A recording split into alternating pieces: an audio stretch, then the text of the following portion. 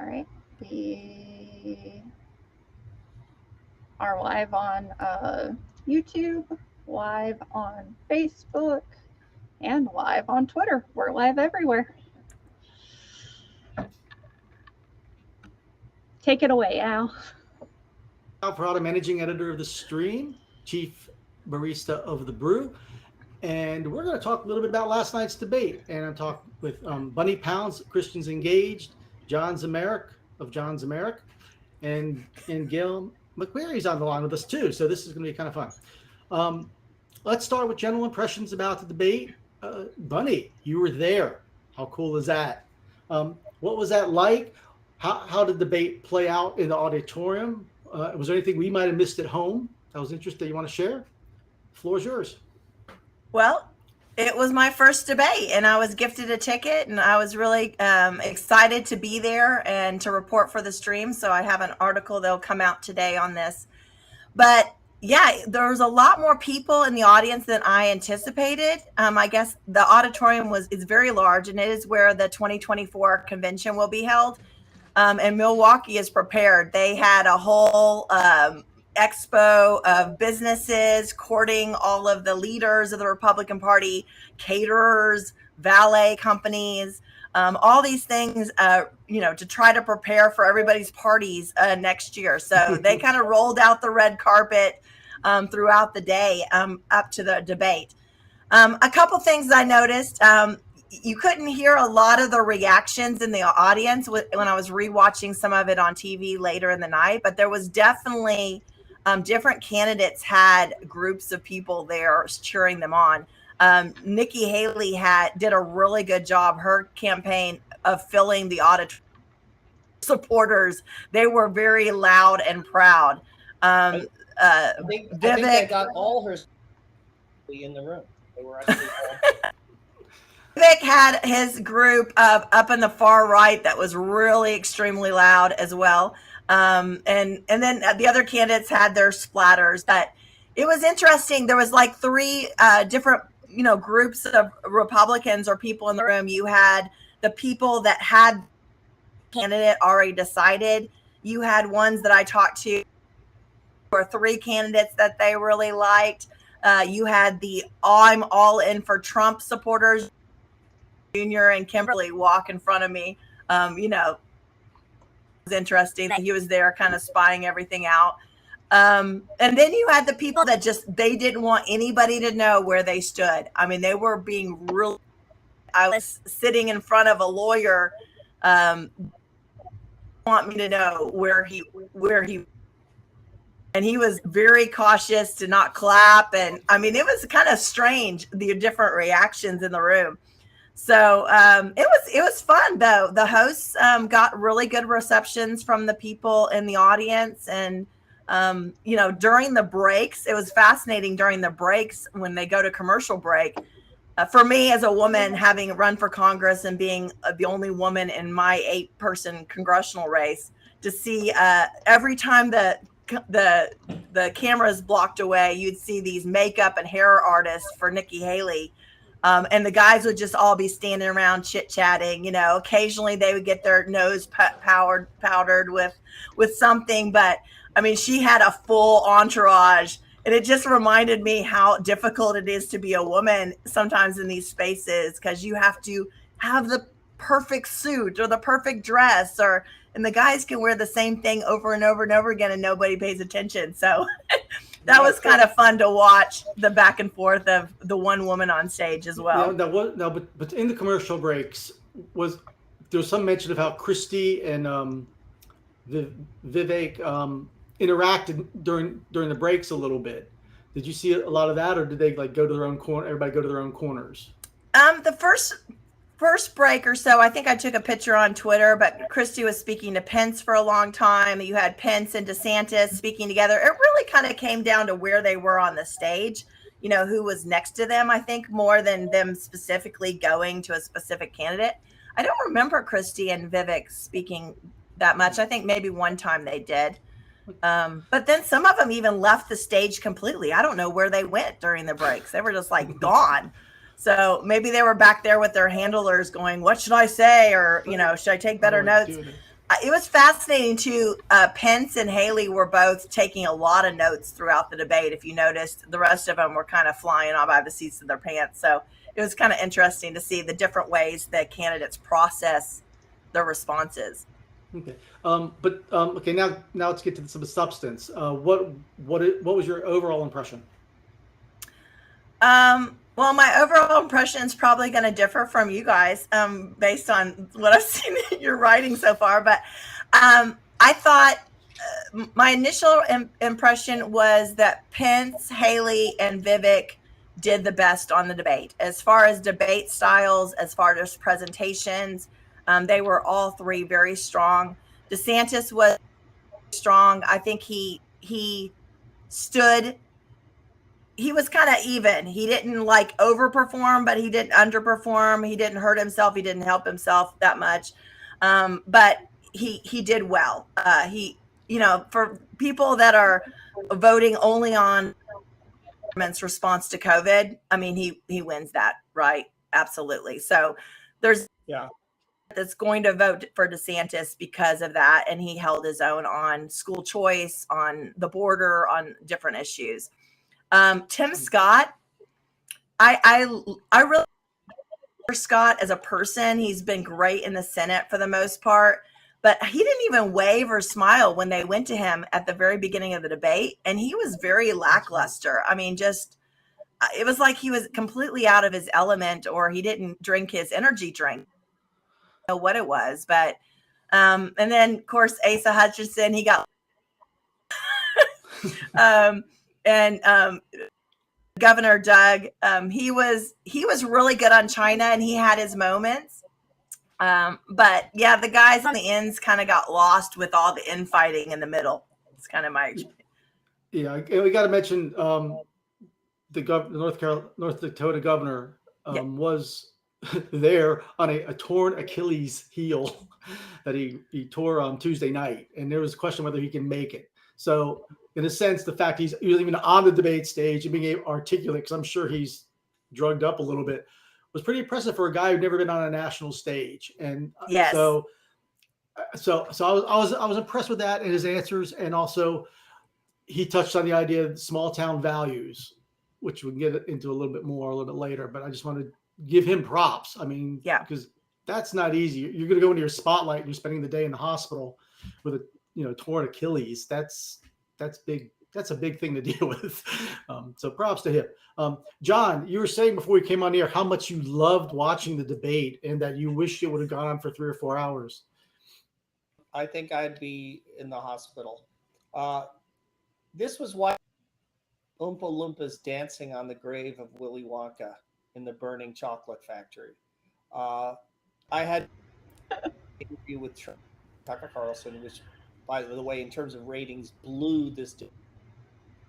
I just thought FBI is investigating and kicking down doors and investigating PTA mobs, domestic extremists, opposition political candidate, and all his attorneys are being the government's trying to send them to prison during an election, and all these people are talking like they're preparing to run in 19. This is some civics class. Apart from Vivek, I found it just the most depressing spectacle and just an example of what is wrong and why we needed Trump, for all his flaws, to. I felt like Nikki Haley was president of Planned Parenthood when she talked about the fact that we couldn't get pro-life bills through the Senate. She had this weird smile on her face, like she was glad of it. But when someone questioned the possibility of our beating Russia in Ukraine, she was outraged. She cares so much more about the borders of Ukraine than the lives of unborn Americans. And I thought, how many people in the pro-life movement have been fooled by this woman? Is she still going to pretend that she's a pro-life candidate when she won't even try for a federal ban on abortion after 15 weeks, which is like less than 10% of the abortions in America happen after that? She thinks. And you say someone's not even a pro-life candidate. I know the Democrats are absolutely lockstep. They all have to support They apparently believe in their position. How many people really believe in ours? Well, I thought Tim Scott, I thought Mike Pence, while generally I despise him, he was good on the abortion issue. Uh, DeSantis, and I wish he had talked more about COVID. I think he should talk about nothing but COVID, because that's the thing that distinguishes Florida. That while the rest of the country, including unfortunately for the COVID panic, that killed thousands of old people in nursing homes, dumped COVID, that closed our schools, closed our churches, kept our abortion clinics and liquor stores open. We gave us the dead baby vaccine. People fell for it, didn't. He should run on nothing else. Okay. Now, what would you say to the argument that recent elections have shown that politically, we're not talking about morally now, we're talking about politically, a 6-week ban, 6-week heartbeat bills, federal heartbeat bill is never going to go, and her argument that you're never going to get the Senate to go along. So get what you can get. But or for that matter, let's open it up another question. Or for that matter, the notion that it should be left to the states and the federal government should stay out of it, since the states are going to have totally different views anyway. The North Dakota guy made a good case for federalism. I'm not talking so much about whether it's doable. I'm saying Nikki Haley was smiling. She seemed to take glee in the fact that a national pro-life viable. She was kind of gloating about it to score points against her more pro-life opponents, and I just found that frankly kind of shocking. I'll say this, Al. I think President Mike Pence has been a leader on this issue. Susan B. Anthony, Pro-Life America, has been desperately trying to get every candidate for Senate, Congress, for president to take a stand on a federal ban, and he's kind of let. It was really, I think it was a clear viewpoint for the American people to see some of the debates that are happening in the pro-life community, and some of the nuances to this issue, because even within the pro-life community, you have abolitionists, you have, ones that want to kind of do this incrementalist idea, and it's really telling to see where everybody is. And I think it was a good debate for people to have. But the idea that the Republican Party needs to run away from this issue is terrifying. I mean, this is the number one issue we should be voting on as believers, and we can't to stand up and fight. And is a baby in California worth as much as a baby in Texas? I would argue absolutely yes. And so we are sending this debate back to the states. There is a role, I believe, for the federal government on this issue because of the 14th Amendment. Yeah. And I think it was DeSantis who made the point that the Republicans need to push the Democrats on the extremism, to talk to the voters about the extremism of the abortion up to birth, and shout your abortion, basically the death cult, basically. That's right. And DeSantis that is that's an important thing, and you're right. Framing the election, as though between life. Again, we're not talking partisan here. We're talking basically choosing life, choosing death. This is biblical. And what are you going to support, life or death, in all these different forms? Now, we talked about our initial impressions. Gail, did you want to throw anything in the conversation real quick? I mean, I'm agreeing with everybody on this. It's speaking from, unfortunately, the 30s and 20s audience, where abortion is a very big deal for them, and that's going to hurt and help politicians. So I agree with it needing to be something that is talked about, not running away from at all. Now, sometimes you watch a debate and you have initial reactions, and then you wake up the next morning and something else is sticking with you. Are there moments? Is there a moment that sticks out to you that you think is going to resonate more through time? John, I'm I sorry. I was I would see the Republicans lining up like trained CAs, Mike Pence actions on January 6th, 2020. We have Democrats so committed to election fraud that they're willing to people who even talk about it. And everyone at the Republican debate is saying, "Oh, how wonderful it was that Mike Pence didn't even try to fight election fraud, didn't even explore the Constitution, reject fraud." And I just thought, well, it's interesting.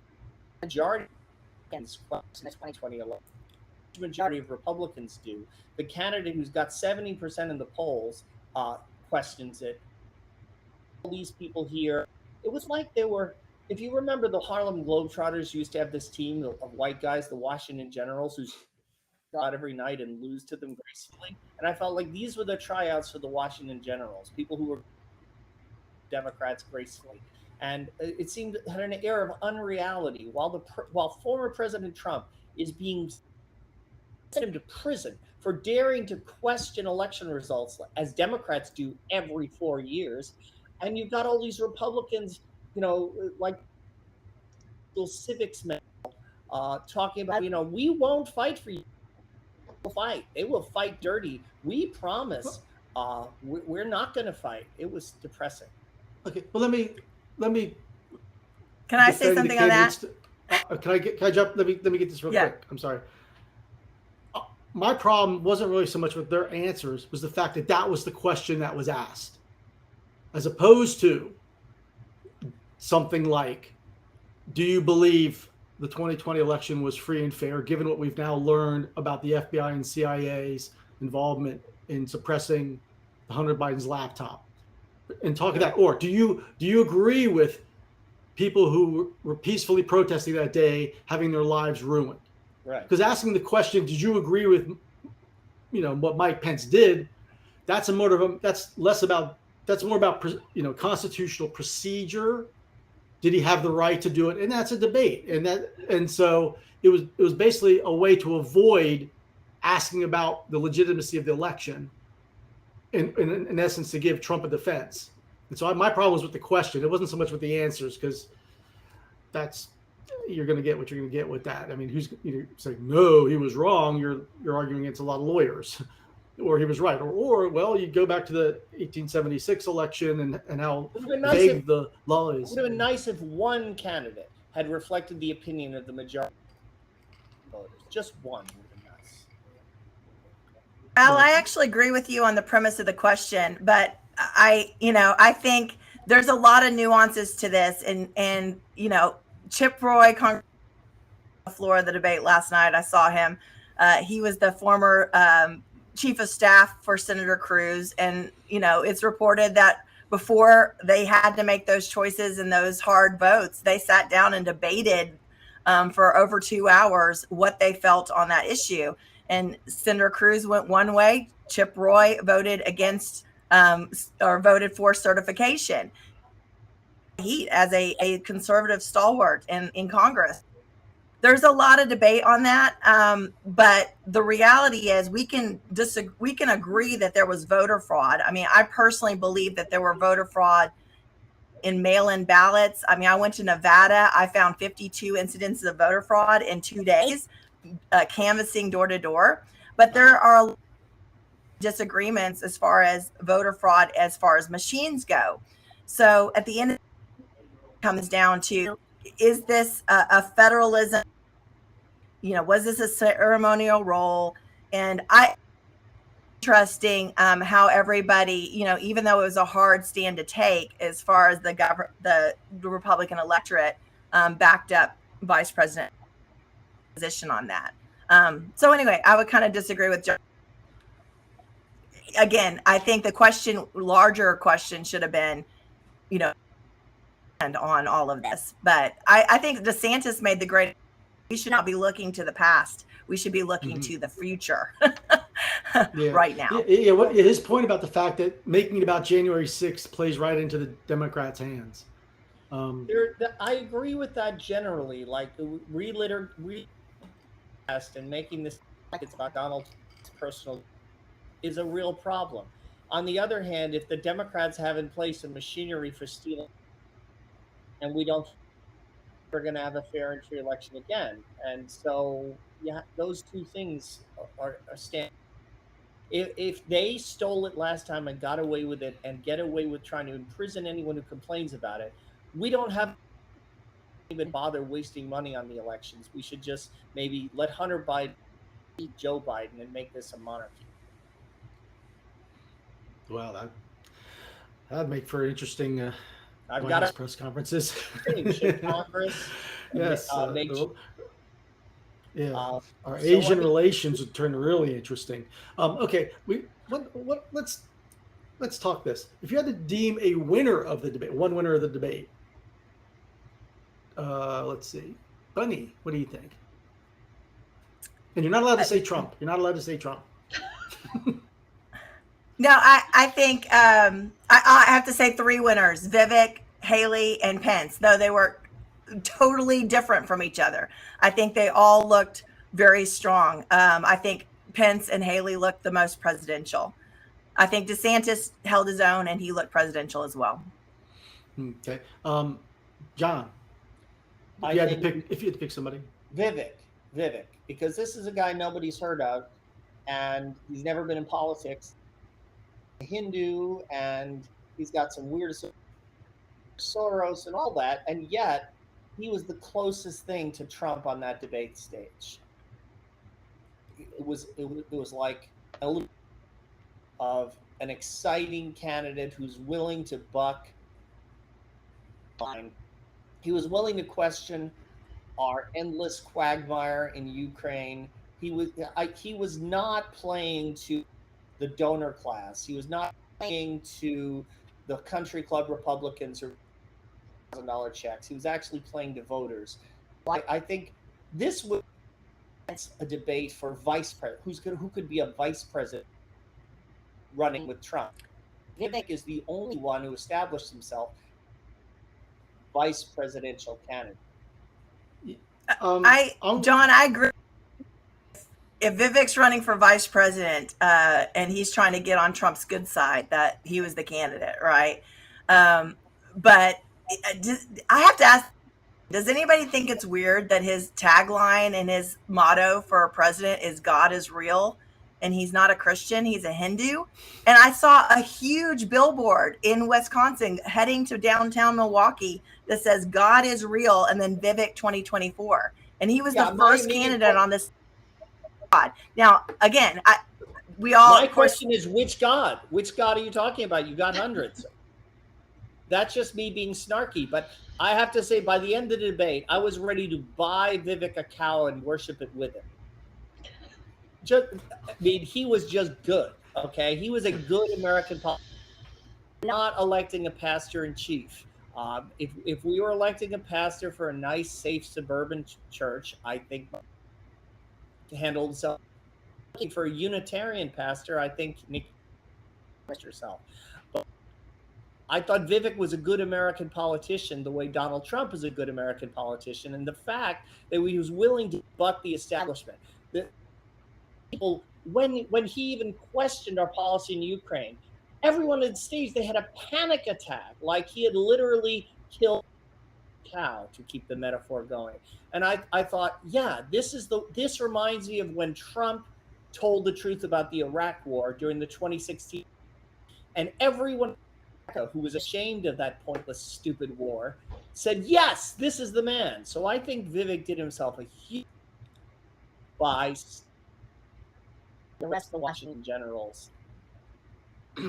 Yeah, I also gave him the victory for the night for a couple of reasons. One, you're looking, when you're talking about president, you're looking for somebody who's like the man or woman, but the idea of the vortex where the energy flows around, who commands the room. The debate revolved around him, like in 2016, everything kind of became revolved around Trump. So in that sense, he won. Second, this is the first debate, and he was taking hits from some real pros. I mean, you get hit by Chris Christie, that's like George Foreman hitting you. Okay, Pence, he came out with the knives. You're in a knife fight with Pence. He's good. Haley hit him really, really hard too. And the guy at the end of it was still standing, and after the debate was just as happy and cheerful. Compare that, for example, to Kamala Harris in 2020 when Tulsi Gabbard went after her for 90 seconds, laid her out, and she was done. She never came off the mat. So in that sense. Now, flip side, Chris Christie's line about Barack Obama has to be taken seriously. This is somebody we don't know much about, who's We very don't know slick, anything about him. very charismatic. We got it, and we learned what happens when you hand the keys to the car to somebody you don't know much about and who got along on charm and smoothness. So this guy's got to be. We got to test this guy. Everybody, the American people have to we like the way this car looks, but we got to really test it and see if he grows, or is he a flash? And that's going to be one of the most fascinating things to watch because, when you talk about vice president, I thought it hit me he would be a great vice president for DeSantis because the balance of the personalities, and I wish somebody had brought up that we know all too much about Chris Christie, that he's the one who picked Chris. The FBI.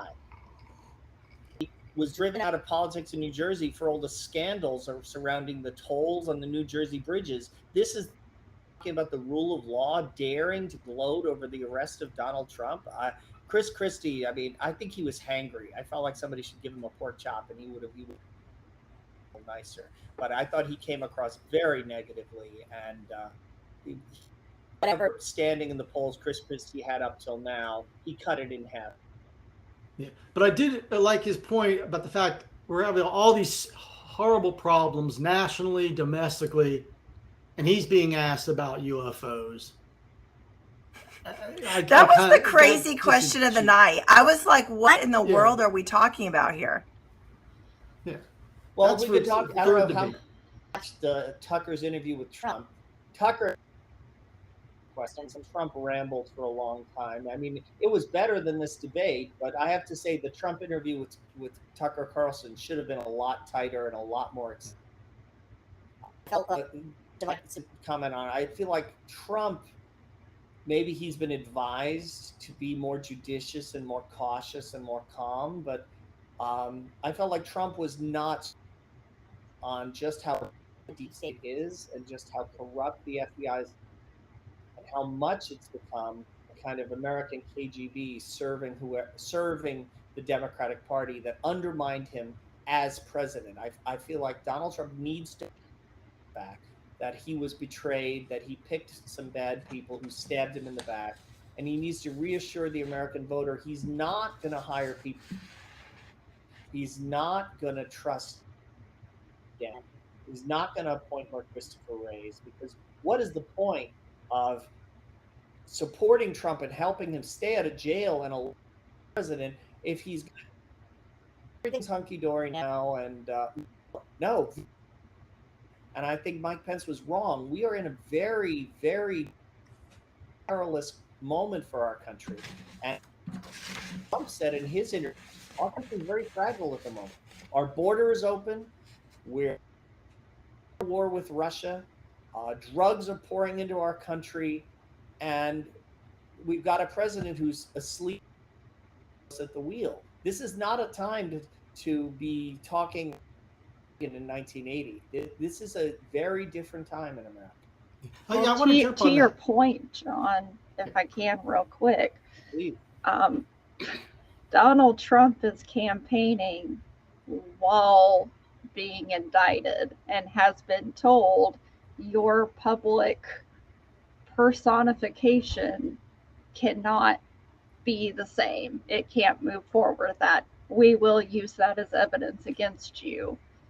And I think he needs to own that. How can someone campaign on that? That's campaigning with your hands tied behind your back of you can't be that strong person that we saw, and even the person we didn't want to see at times, because he'll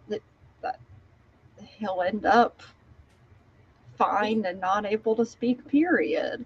He needs to. That's He needs to just. this is America. I think This he is needs to be happening. like Walensa and say no. I'm not going to be bound by your rules. This is still America. I'm going to campaign. My charges, the fact that I spoke in a campaign, if that's criminalized in America, the whole thing is over. We might as well put up a red flag with a hammer and sickle. If you actually are saying a presidential candidate can't increase the criminal against him, make that what you're campaigning about. That is the subject of. Are we going to criminalize politics? Are we going to lock up? And if we're no better than Vladimir Putin's Russia, no to throw. Al, can I say something on Vivek real fast? Yeah. Biggest, I think what you just said about we don't know this man is extremely important that we all keep that in mind. I mean, he went back and forth. I watched several interviews he did after his statements on Israel, kind of covering, oh no, we need to help our Democratic ally in the Middle East. But he's really very much an isolationist, which if that's fine, if that's your foreign public policy position, great. But the biggest fight from the audience was when he mentioned revolution. When he said that word and he said to his supporters at the pre-debate party, I stand with you on the side of revolution. Well, what in the world, what does he mean? Using that kind of language, inflammatory language, is concerning to many Americans. And it was very concerning in the room that night. Need to watch some of these, sometimes it's really good to have outsiders that bring a different perspective, but also the same side, we don't know really what this man's wrote about himself, and we need to watch and see. And that's one advantage Trump had, is that he's been around for 40 years and saying a lot of the same things for 40 years. And so this guy is not known yet. He's not shown himself over time. And again, it will be very interesting. It'll be very interesting to see if he grows and matures as a candidate, and learns from the people, learns from the process, or whether he's a flash in the pan. Yeah, I'm not endorsing Vivek. I would talk about his debate performance. Yeah, debate performance that he did a great job. Yeah, and this is something I want to get to, because this to me was big, and you kind of touched on it. He was talking about national identity, loss of common values, and Pence kind of dismissed it, as did most of the other candidates. When you think also that the debate started with a clip from Richmond, north of Richmond, and asking the candidates what they thought the song was, why it was resonating, and the candidates kind of blew right past that. Are the candidates paying enough attention to the unraveling of our national and spiritual fabric? No. But what do we think I'd about say that? no. They see. I felt like they were. Everybody was fighting over getting to sit at the Titanic. He's the only one who noticed that there was some water coming in. I was watching a lot of politicians being politicians, working as politicians, saying what politicians say. And I don't know if that means that they're not aware of what's going on, or if it's because they're campaigning on awareness. They're making ads about knowing what's going on. But why that was absent to a respect on the stage, I actually thought the beginning statements after Oliver Anthony's song was played was pretty strong. I mean, DeSantis came out strong against Bidenomics at his very first opening statement. I thought was extremely strong. And at the end of the day, we need just to really look at what have these people done in their careers, and really think through their records. Whether that is being an entrepreneur, or a governor, former governor, an ambassador to the UN, or vice president, or whatever. The good thing about having a record is they have a record. So I just really encourage everybody watching to look at their records and decide based on that. Sometimes we can't just go off the sound bites. All right, for instance, I don't know where Vivek stands on abortion. Has he ever been? I want to know where he stands. Yeah, that's so. Bunny, since Christians Engaged is nonpartisan, period. Correct. But you've been a political consultant. So this is kind of like lightening it up a little bit. Are there any moments where that part of your consultant brain was looking at a candidate when they said something and you went, no, no, no, or yes, yes, yes?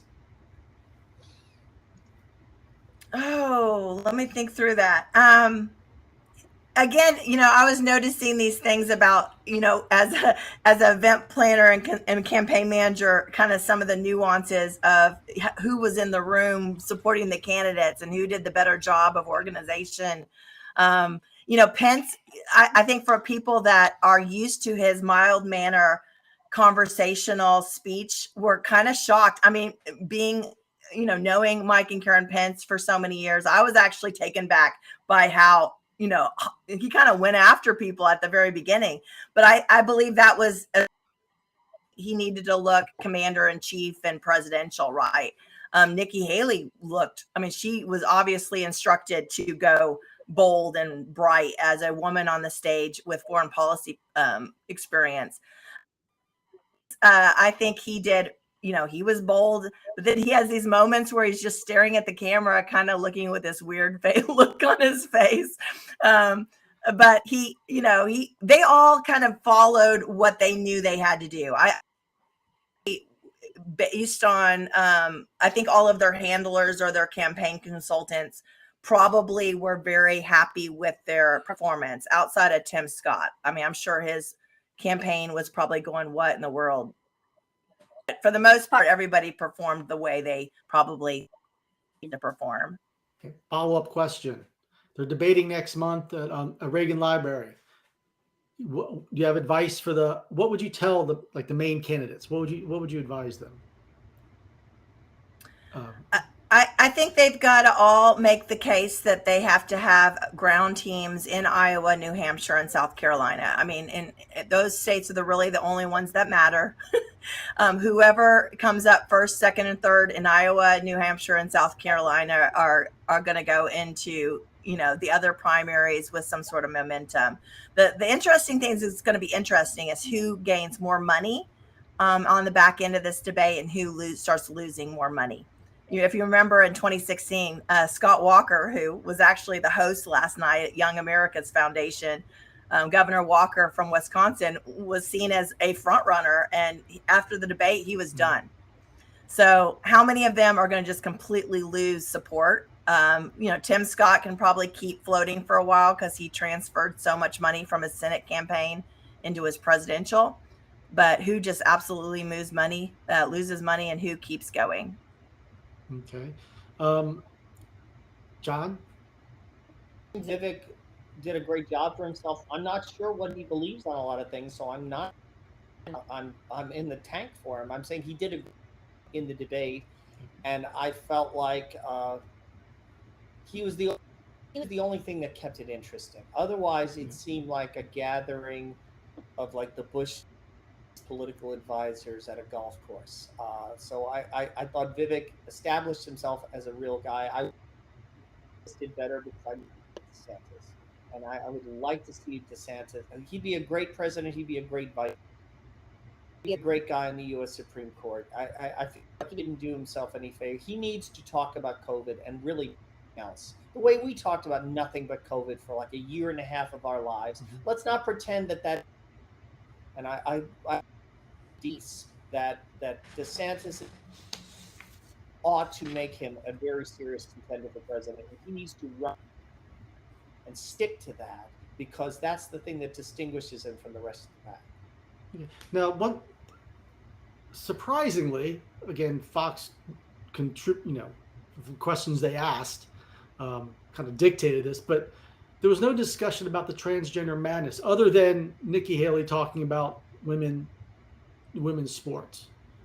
There's no talk about the actual transgender madness cult. I think that's Yeah, Vivek said, there's only two genders in his closing statement, and Nikki Haley made the point, we can't have men in women's bathrooms, and we're destroying women's sports. She's strong on that. But yeah, nobody else. It would have been nice to hear. Yeah. it would be nice. The gender movement is so fanatical and so violent and so unsettled that it has to be confronted. And I'm afraid Donald, because he's got this kind of blasé attitude. You can use whatever bathroom you want, but no, past that. Well, Speaking again and of Trump, President Trump is very supportive of the LGBTQ community, the log cabin Republicans, and Yeah. that is one thing that social conservatives need to really pay attention to. And hold his feet to the fire on it. Okay, and since we're speaking of Trump again, he's up by 30, 40, 50%, depending on the poll. Instead of doing the debate, he went on Tucker, and I'm sure it's over 165 million people tuned into that, and including like about 50 million during the debate. So people were watching him on Tucker rather than the debate. So what do you say to those who would look at that and say the race is over? I would. Okay, Go ahead, John. Go ahead, John. Well, I was going to say, Let's say, there's no race that's over in a primary. Anybody that's been in campaigning knows that things can turn on a dime. And 18 weeks to Iowa is an eternity. It doesn't seem like that long. It's an eternity. And we have no idea his legal problems, where this is all going to lead. And we need, any party, whether it's Democrat or Republican, needs to have a bench of leaders. What we're seeing on the Democratic side is they're just not raising up anybody. Who in the world, is on their field? Nobody. So the good thing is that we have options for leadership holes in the Republican Party. And again, I'm nonpartisan, independent Christian, but the Republican Party is got a stronger bench right now. I think if the only way nomination is if our legal system to the point where Donald Trump is legally ineligible to run, and that could well happen.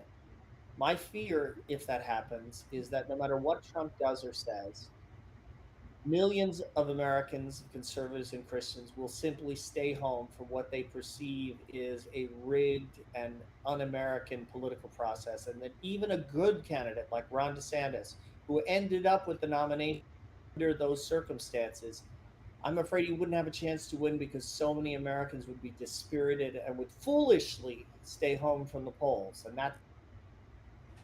Well, I will do everything in my power, John, to make sure stay home and that they participate, because guys, we cannot lose hope. And I'll end my comments, Al, with this is, if we lose hope and we just give up on America, when we ones with the voice and the vote and the prayers and the engagement, we have just given up the battle. And I urge everybody not to do that. Let's keep hope alive. Good morning in America here, Bunny. Let's keep. I never thought you would quote Jesse Jackson, but let me quote him too when he said, "America, stay out the bushes." He said that too. I think, unfortunately, as great as X is and coming up and stepping up to the news plate and being a forum, and it's up to almost 200 million views for the video now. We have to remember that's worldwide. That's not voters. So he's got the views, but that doesn't necessarily mean votes. And so, to the point of seeing how this goes, I think it's very encouraging that people booed revolution. Nobody wants to fight, and unfortunately, we're watching stuff happen in America that shouldn't be happening, and it's going to take people rolling up their sleeves and being that different, and just in a full agreement with Bunny of not giving up hope. That it's elections aren't perfect. That's something known. I was in England for 2016 and hearing the chatter over there of people going, why don't you just go with the popular vote based on the number of people that vote? I said, it's more than that. There is a system. There is a reason we don't. It's good that we don't. But it's everybody's voice should be heard in this, and it's something that I am honored and scared to see politics playing out like they are right now. I think the most important thing was when Donald Trump stood up for the January 6th protesters, apart from the tiny number of radicals, half of whom were probably FBI. Donald Trump had the courage to say, beautiful demonstrations by fervent Americans who love this country. The fact that the Democrats defended rioters who burned down cities, and the Republicans won't defend little old ladies who took selfies at the Capitol, tells which party is weak, which party is strong, and which party wants power, and which party wants to go through the motions and lose gracefully to them. So if the Republicans aren't willing to stand up for the 99% of peaceful patriotic protesters on January 6th, elections, it's simply not going to happen. Well, and now I will add this last thought is I want to remind everybody when you're voting for a person for president, you're voting for the entire administration, every leader that they're going to put in. Yeah. So, I mean, we're talking, thousands of jobs, cabinet members. So thinking through who are you voting for that has, can recruit great cabinet members, great administrators that support their values and their policies. And that's a huge thing on my vote. And that's what I think about as I'm making these decisions myself. Now, to that, following that along, isn't one of the things that's going to be important is who as a candidate can excite people to go out there and help get down ballot, races, down ballots, but also legally harvesting votes, because that's going to be a big deal. And that takes people. That takes a candidate who excites people enough to get involved to do that. Is that it's interesting that the RNC had they had huge banners and set up all about their new program. I think it's like vote the. I don't know, but it's all about early voting and getting your absentee ballots in. I mean, they've gotten the message that we've got to compete. Yeah. These states where everything's mail-in ballots, so they're taking it seriously. Okay. So in a couple hours, Donald Trump will be arrested. It's going to be televised. It's going to be a big thing, and the debate from last night is probably going to disappear from the minds and consciousness of the public. Do we have any last thoughts, any last final takeaways from last night?